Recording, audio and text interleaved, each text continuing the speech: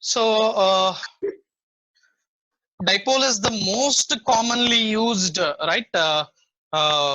type of charges that we use in practical, right? We use dipoles everywhere. Antennas, all antennas are dipole antennas. Our TV antennas, Yagi Uda antennas, all of them contain dipoles. So a dipole has a special, very special property that it will radiate energy, that it will radiate energy of very high frequencies. Okay, so whatever the force that it can produce, a simple dipole can produce energy in megahertz range of frequencies. Okay, so the force that we get is it's having a very small time period. It means very rapid signals can be produced with the help of dipoles. Okay, so that's why microwave, whatever the ovens, microwave components, antennas, all of them are basically working on the principle of dipole.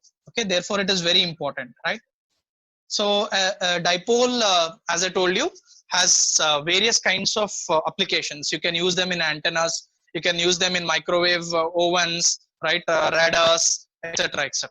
Okay, so it is basically the the the small antenna, the fundamental, the heart of any antenna is a dipole. Okay, right? So what is a dipole? Dipole means, di means two, pole means polarities. Okay, so a dipole is basically, right, a set of two charges, right? Two charges, okay, of opposite polarity that are placed very close to each other.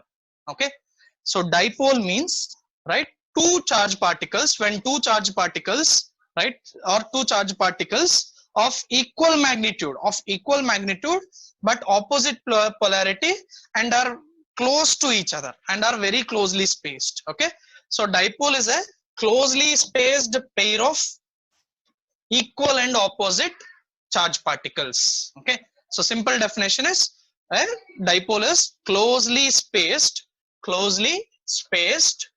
right, closely spaced combination of a pair of equal and opposite charges, right?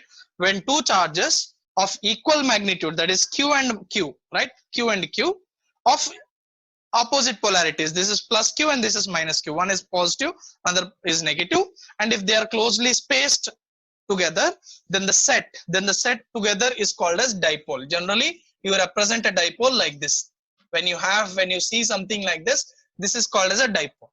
Okay, so, right, one will be positive, other will be negative. Okay, so such a combination of two charges, still now we have studied only one charge, right?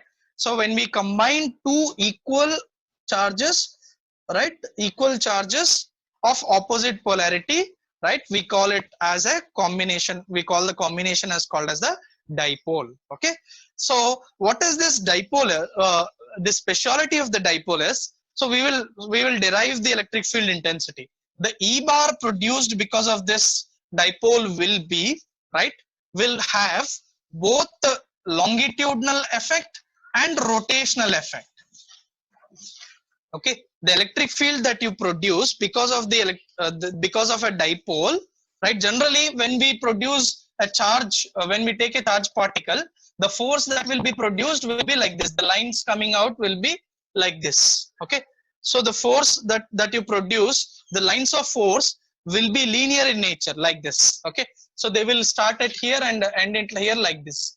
Okay, but the lines of force that are produced by a dipole will have both transversal, that means they will propagate in space, but at the same time they also have rotational nature, that is a torque nature, right? A torque is also produced because of the dipole. We will see how. Okay, so this is the speciality of the dipole. Because of this, what happens is, right, because of this what happens is, when you have a torque, right, so this, for example, let's say let us see, there is a oven. Okay, so on one side of oven there is a positive charge, on one other side of oven there is a negative charge. Okay, at dipoles are present, okay, on both sides, right? What happens is, this is a, let's say this is a dipole, this is a dipole, so this dipole will produce a torque in this direction. Okay, right, and this dipole will produce a charge in this direction. Let's say it produces a charge in this direction, it produces a charge in this direction. So what happens is the object that you place in the center, okay, or the object you place inside that cavity, right, this gets rotated like this and this gets rotated like this. Because these two are exactly equal, right, the object, right, will not move, will not rotate. Sometimes it rotates also, sometimes it does not rotate. But what happens is the molecules inside will get that energy, will absorb that energy, and they start to heat up. Okay, and that's how you call that, and that is what we call it as baking or heating, or that's what we call it as baking, the process of baking, or the process of cooking. Okay, that's how it cooks. Understood? So you have a dipole like this, you have a dipole, another dipole like this. This dipole will produce flux force in this way. Okay, this dipole will produce a force in this way. So when they act together, what happens is the object will experience a torque kind of thing, and the molecules inside will get rotated like this. Okay, so all of them will get rotated like this, and because of this they will get heated up, right? The energy that you are supplying will turn into heat energy, and they get heated up and cooked up. Okay, similarly you can have this, this concept of dipole. It works in various places. This is just one example. Okay, so that is a special feature of a dipole, right? So what is a dipole? Dipole is a set of two charges, right? Set of two charges, okay, of equal magnitude but opposite polarity, that are closely spaced together. Okay, like this. So what is the specialty of the dipole is, the dipole, the electric field intensity that you produce because of the dipole will be, right, will be having both transversal and rotational features. Okay, so that is, it will produce torque, the effect of torque or moment or torque will be generated because of this electric field. So this torque or this, right, moment, whatever you produce because of this, is very, very useful in all the commercial and applications. Okay, considering let's say this is my origin.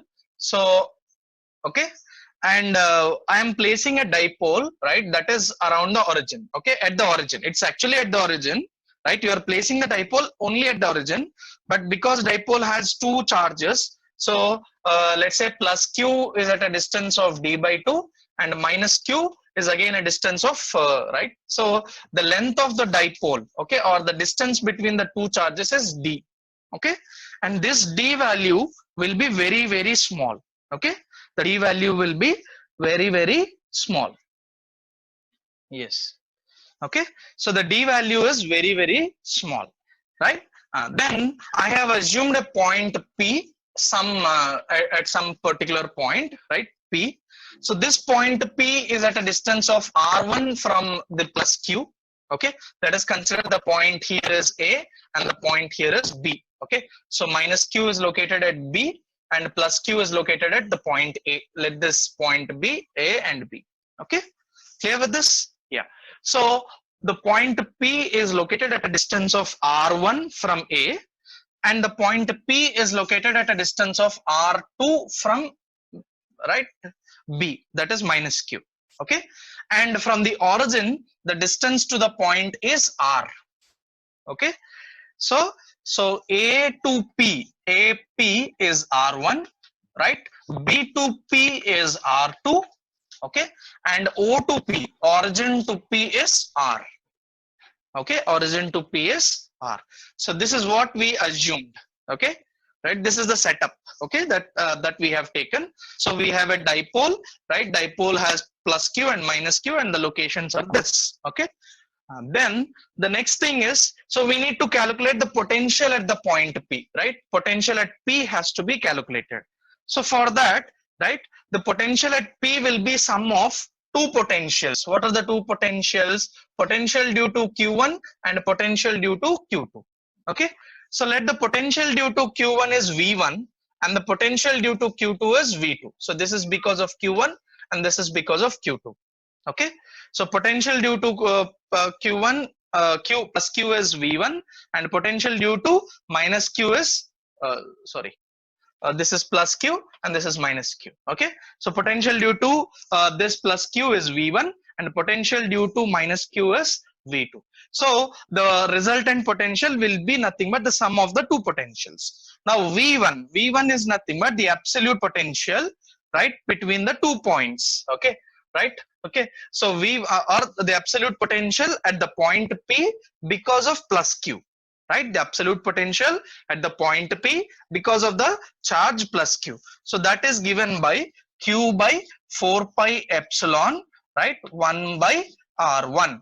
Okay, so this we have already derived, right, potential due to a point charge. Okay, so we might get a doubt that this charge and this charge are not present at origin. Okay, so right, in that case this distance also has to be taken. Okay, so that is r1 plus d should be added, something like that. Yes, it is correct mathematically, but yes, one second. Yeah, I'm adding. Let's see what is the chat. What's that? Yes, I've just added them. Students are waiting. Yeah, I've added them. Okay, right. So the potential, we might get confused. We might get a doubt that these 2 points are not at origin, so we should add something r1 plus something, right? Correct. But the point is, we are taking this d to be very small, right? So we are actually assuming that the dipole is present at the origin itself. Okay, the dipole is located at the origin, right? But because dipole consists of two charges, we are assuming that the charge from this to this is some d by 2 and this to this is d by 2. So we are the point that I want to clear is the d is very small when compared to r1 or r2. Okay, so therefore there is no need to add, right? You are assuming the dipole is present at the origin itself. Okay, so there is no need to add anything to this r1. We can keep the r1 as it is. Okay, right? So I hope I'm clear, right? Then the potential due to r2, then the potential due to minus q will be given by v2 is equal to q by 4 pi epsilon, right, epsilon 1 by r2. Okay, clear? So but because this is negative charge, I'll get minus q, right? So when I add these two, right, when I add these two, right, the total potential v is equal to q, if I take common, q by 4 pi epsilon or epsilon into 1 by r1 minus 1 by r2. Okay, correct? So this is equal to q by 4 pi epsilon, right, r2 minus r1 by r1 r2. Okay, r2 minus r1 by r1 and r2. So this is the expression for potential. We can carry out the remaining thing from here itself, but what I would like to do is, we would like to convert this into, right, a more useful form, so that we'll understand the property of the dipole in a better way. Okay, clear with this? So the potential at the point P is sum of v1 and sum of v2. v1 is this, v2 is this. When I add, I'll get like this. Okay, so I think up to this point it is clear. Okay, correct? Yeah. Next thing is, right, now we would like to make this into a more comfortable or more easily interpretable form. So for that, what I am doing is, what we are assuming is, let the point P be very far away. In that case, all these lines at this point look like parallel to each other, like this. Okay, all the three lines, right, when they are at a very far distance, if the point P is very far distance, then we can assume that these three lines at this point particular at the origin look like parallel. Okay, in such case, if I draw a line onto this, right, from this point to this point and mark this as M. Okay, so I'm drawing a line, right, from this end, from the point A onto the, right, BP. So this is point P, right, at all this we have point P. So, right, this is B. Okay, this is O, right? So if the point P is very far from the, right, the dipole, then we can assume that the lines that are AP and BP and OP, all the three lines are parallel to each other. Yes, of course, it is true. Okay, right? And if I draw a line from this to this, let that point be the intersection point as M. Okay, so because these are all parallel, this will be 90 degrees. That means this is also 90 degrees. So this is a right angle triangle formed here. Okay, there is a right angle triangle formed here, right? The right angle triangle will be like this. So this is B. Okay, this is B, right? This is A. Okay, this is B, this is A, and this is M, right? This is my right angle triangle formed because of the 3 points, right? So let the angle, the other angle, here it is 90 degrees, let this angle be theta. Okay, so we know that from trigonometry cos theta can be written as this by this, correct? BM by AB. Okay, so therefore BM is equal to AB cos theta, right? Okay, I'm clear, right? So B cos theta can be written as BM by AB. Sorry, I'll just add people. BM by AB. So BM by AB. So therefore we can write BM is equal to AB cos theta. Okay, clear with this, right? Now let put that aside. Okay, similarly, right, AB cos theta is what we get. Similarly, okay, again I'm writing expression. So the total distance BP, right, the total distance BP, so the distance from B to P can be written as BM plus MP. Is it right? So this total distance will be nothing but the sum of this plus this. Okay, so this is equal to BP. What is the BP distance we have considered? BP distance is considered as R2, correct? So R2 is equal to BM. R2 is equal to BM plus MP. What is MP? So this to this is nothing but this to this, correct? So because these are parallel, right? So exactly this point is intersecting. This is also parallel. So this distance and this distance are same. So BP is nothing but, I can write it as AP. BP is MP is equal to AP. So therefore what I can write is R2 is equal to BM, right? BM plus AP is nothing but R1, correct?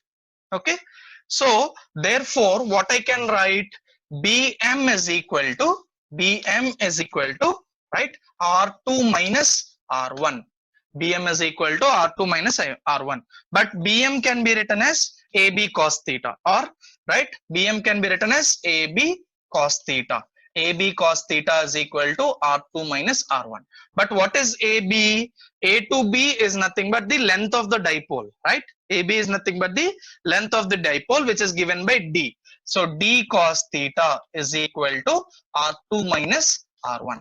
So this is what I want. Okay, so R2 minus R1 in the above expression, right? In the expression for voltage, right? What we derived, we can replace R2 minus R1 with D cos theta. Okay, correct? So I'll just repeat it again, right? What I am doing is, right, we got some expression for V, right? For voltage we got the expression, right? Expression for voltage we derived. What is the expression we derived? V is equal to Q by 4 pi epsilon into R2 minus R1 by R1 R2. Okay, so this we derived, correct? So in this, right, what I want is, instead of R2 minus R1, okay, instead of that is, I want this expression in terms of only dipole parameters, not R1, R2, etc. Okay, so for that what we are doing is, for our convenience, we want to replace the expressions R2, R1 and R1, R2. Okay, so for replacing R2 minus R1 with some convenient way, what I am assuming is, I am drawing a line onto BP, right, and this forms a right angle triangle. Okay, so this in this right angle triangle, right, assume this angle as theta. Okay, in that case cos theta can be written as BM by AB. Cos theta is equal to BM by AB, or BM is equal to AB cos theta. Okay, Now the total length BP is nothing but BM plus MP. So BM plus MP. So BP is nothing but R2. We have taken it as R2. So R2 is equal to BM. MP is nothing but this to this is same as it of A to P. So we can replace it as A to P. Okay. So this is equal to, right, BM plus AP is nothing but R1. So, right, what I get is, okay, the final expression that I get is R2 minus R1 is equal to BM, which is nothing but AB cos theta. Again, AB is nothing but the distance or the length of the dipole, which is given by D. So D cos theta is equal to R2 minus R1. Okay. So clear with this, right? So now in the expression for voltage, I can replace R2 minus R1 as D cos theta. So let us take V is equal to Q by 4 pi epsilon, right? D cos theta divided by R1 R2. Correct? Okay, understood till this point, ma? Any doubts in this? Any doubts? Yes, somebody is again waiting. We'll just add. Okay, so D cos theta by R1 R2. This is the expression that we get, right, for voltage. Now, if for example, now if let us say this, oh sorry, okay, 1 second, what is wrong? Now if for example, right, if the distance R1 and R2 are very far, as we assumed, right? So D R1, okay, and R2, the point P is very far away from the, let's say, the dipole.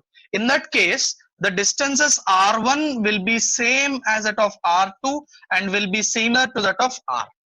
Okay, right? So the distance R1 can be approximately equal to R2 and approximately equal to R, or we can take R1 R2, the product of R1 and R2, approximately equal to R square.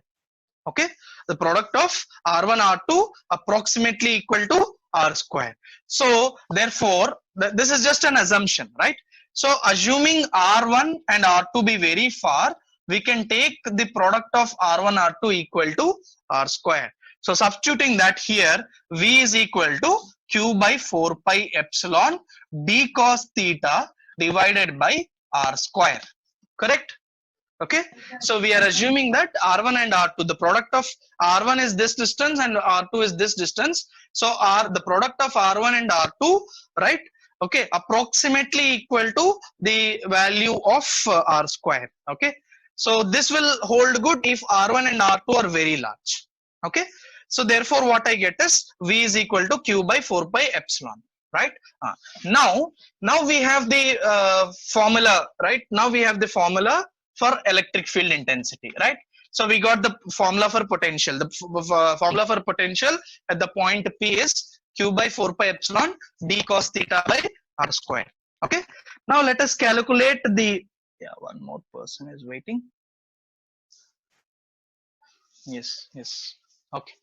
So now the formula for E bar can be given as E bar is equal to minus del V, right? We know E bar is equal to minus del V. So, right, assuming this as a spherical coordinate system, because all these are point charges, let us assume that this is a spherical coordinate system.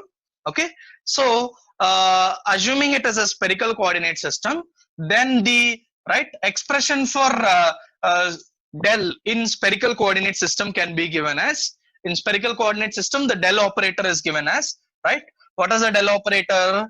Okay, first is D by dr AR plus 1 by R into, right, D by d theta A theta plus, right, 1 by R sin theta into, right, A phi, D by d phi A phi, okay, into V. Correct? Okay. So the expression for, right, del in spherical coordinates is, right, this one, D by dr into AR plus 1 by R into D by d theta A theta plus 1 by R sin theta into D by d phi A phi. Okay. So this is the expression for, right, potential, the gradient, del operator in the spherical coordinate system. Okay. So now let us see one by one. Okay. So we have, so let us take D by dr okay, of V, right? So what is the expression for V we got, right? Q by 4 pi epsilon. This is all constant, right? So there is no R term in this. So I'm putting it out. Q by 4 pi epsilon, right? Okay. So D cos theta divided by R square is the expression, right? D by dr, okay, into ER, into AR. So this is equal to Q by 4 pi epsilon is constant. D cos theta is also independent of R. So put that also outside. Okay. QD cos theta, right? Now what is this? D by dr of 1 by R square. D by dr of 1 by R square AR. Okay. Clear? So I'm taking differentiation of each term independently. Okay. So first I'm differentiating V with respect to R. Okay. This first term, evaluating this first term, right? So what we get is V is nothing but Q by 4 pi epsilon D cos theta by R square. So out of this, QD cos theta by 4 pi epsilon is constant, right? And the only term that we have is this thing. So therefore, what we get, okay. So therefore I'm rubbing this diagram because it is not required, right? Okay, so this is equal to, right, this term will be equal to d by dr of 1 by r square. What is the differentiation of 1 by r square? Okay, so what I get is q by 4 pi, right? I can write this as r power minus 2, r power minus 2, right? So which okay, I think the differentiation is minus 2 by r power 1 or r. Okay, so minus 2 by r. Okay, so q by 4 pi epsilon into minus 2 into d cos theta AR. Correct? So this is the expression for, right, dv by dr. Okay, so differentiating this with respect to r, what we get is the only r term we have is 1 by r square. So differentiation of r square is nothing but minus 2 by r. Correct? Yeah. Somebody is again waiting. Yeah. Right. So this is the expression for dv by dr. Okay. Similarly, the next is it understood? Any doubt in this? Any clarity required? Yeah. Any doubts in this? Correct. So can I rub this part? Okay. Yeah. So I'm rubbing this part. So the first differentiation is done. D by dr we done. Alright. Next part is 1 by r into d by d theta of v into a theta. So let us evaluate this term. So this is equal to 1 by r into differentiating v with respect to theta. So that is right, d by d theta of, okay, q by 4 pi epsilon, right, d cos theta divided by r square, correct, into a theta. So this is equal to 1 by r into d by d theta. So let us differentiate it. This term is independent of theta. So I'm writing it out, q by 4 pi epsilon. Okay, I'm putting that out. So right, r square is also independent. So r square is also put in outside. Okay. Right, d is also independent of theta, so put it out. So differentiation of cos theta is nothing but minus sin theta, correct? So minus sin theta a theta. Okay, so this is the right, second term. Okay, so differentiation of second term will give us this thing. Yes, yeah, somebody. Okay, so differentiation of this particular thing will give us like this. Okay, so 1 by r q by 4 pi epsilon d by r square into, yeah, correct, I missed it. I think the first term, differentiation of 1 by r square is minus 2 by r cube. Correct, sorry, my mistake. Okay, write it that way, correct it that way. Okay. So this d by d theta, dv by d theta is given by, right, this thing. This is correct, I think. Okay, so 1 by r q by 4 qd by 4 pi epsilon r square into minus sin theta a theta. Okay, now the third term, what is the third term that we have? 1 by r sin theta d phi. Okay, so d phi of v. So V doesn't have any term related to phi. Okay, is there any term of phi in this expression? No, right? So therefore this is simply taken as 0. Okay, so this term simply we can take it as 0, correct? Okay, so okay, so first term evaluated, second term evaluated, and the third term is equal to 0. Now let us put them all in one expression. Okay, correct with this? So the electric field intensity can be given as gradient of the potential, so minus del V. Okay, so we have already know, right? So we just need to differentiate this V with respect to r, with respect to theta, and with respect to phi. Okay, so differentiating with respect to r, the only term that of r here is 1 by r square. So differentiation of 1 by r square I think is minus 2 by r power minus 3, right? R cube. Okay, so minus 2 by r cube, right? Similarly, okay, then then next thing is differentiation of theta. Differentiation of theta, the only expression of theta is cos theta. So differentiation of cos theta will give us minus sin theta. Okay, and differentiating with respect to phi, there is no phi term in the V. So therefore, right, d by d phi is 0.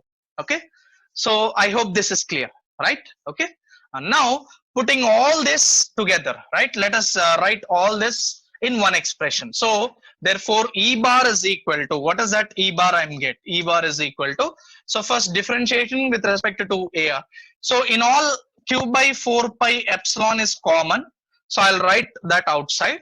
All the terms q by 4 pi epsilon is common. So I'm writing it out. 1 second. Yeah, right. So q by 4 pi epsilon is written outside. Okay. So when we have differentiated with respect to r, what is that we got? Right, minus 2 by r cube, right? R cube into d cos theta, correct? So this is what we got. Then if we differentiated with the theta, again q by 4 pi epsilon is a constant, so put it outside.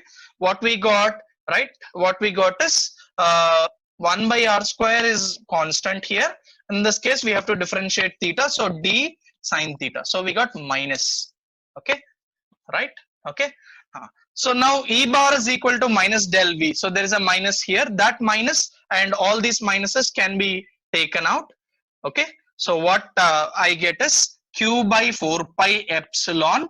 Again, d is also common. I write d outside. R cube is also r.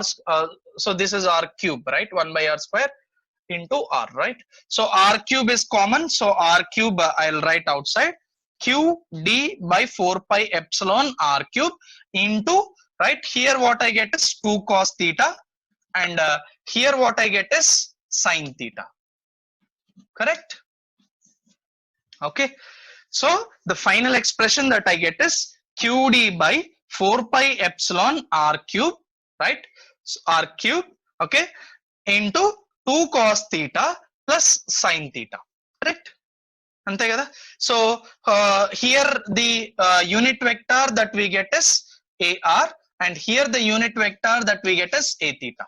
Okay, so this is a vector, so there is AR and A theta here. Okay, right? So this is the final expression for E bar. E bar of the dipole. E bar of a dipole is equal to, E bar is equal to QD by 4 pi epsilon R cube, right? 2 cos theta into AR plus sin theta into A theta. Okay, so any doubt in this? Differentiation of, yeah, minus this minus term, this here we get minus of 1 by minus 2 by r cube, that minus, and here minus sin theta, so that minus is taken out, okay, and cancelled out, right? Minus of all these things. Okay, so E bar, the final expression that I get is E bar is equal to QD by 4 pi epsilon r cube 2 cos theta AR plus sin theta d theta. Okay, so as I said, there are two components here. Expression, put all these things aside, right? 4 pi epsilon r cube, everything put outside. Let only take d. What is d? D is the distance or the length of the dipole, right? So if I assume d cos theta as a component of, right? So generally Okay, if I take a dipole, I have placed it like this, right? So placed it like this. This is the D, right? So here, this is placed on along z axis, correct? Along z axis. Okay, so whatever the D that I will take can also be taken as a vector D bar having D, right, and the direction as az, correct?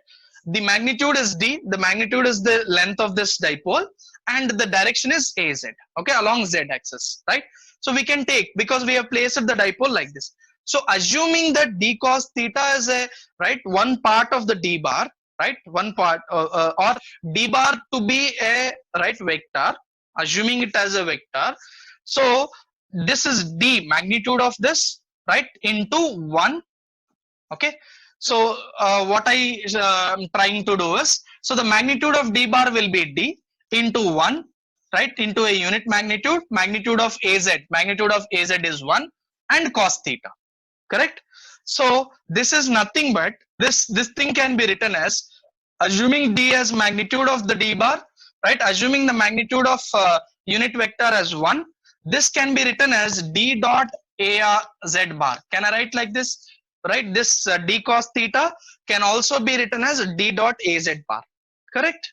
Okay, so this d bar az bar here is a dot product, whereas if I assume d bar as a, right, vector, then d sin theta is nothing but giving us a cross product of the d bar and az bar.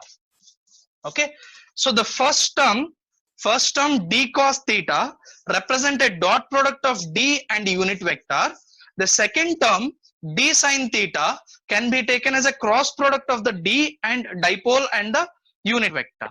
Okay, so in that case, this is a cross product of one thing, and this is a so this is a dot product of this thing, this is a cross product of this thing. Ante idi d cos theta ani manamu, right, d and az యొక్క dot product గా తీసుకోవచ్చు. అలాగే d sin theta ని, right, d sin theta ని ఏం తీసుకోవచ్చు, d bar and az bar యొక్క cross product గా అజ్యూమ్ చేసుకోవచ్చు. Okay, yes, yeah, in 5 minutes I'll stop, don't worry. Okay, so this cross product will take, this is dot product and this is cross product, correct? So the dot product will represent the transversal nature, and the cross product will represent the rotational nature, right? So cross product of two things will always be a vector, it has direction, so it represents the curling, right? So when we take the cross product of two things, right, d bar cross az bar, this represents the curling, right, curly nature of the e bar, and this represents the, right, transversal, that is the divergence or the convergence of the right, d bar. Okay, that is the motion away, okay, or motion towards, right? So the first component will represent, right, forget about all these things, right, you don't need to do this. So the first component is a dot product of the, right, dot product of the dipole and the unit vector, which represents a transversal wave. Okay, the second component d sin theta can be taken as a curl function, and it represents a rotational, right, rotational nature of the field. Okay, so therefore what we can say is the e bar that we generate for a dipole has both transversal nature and, right, rotational nature because of the presence of, right, a dot product and a cross product. Okay,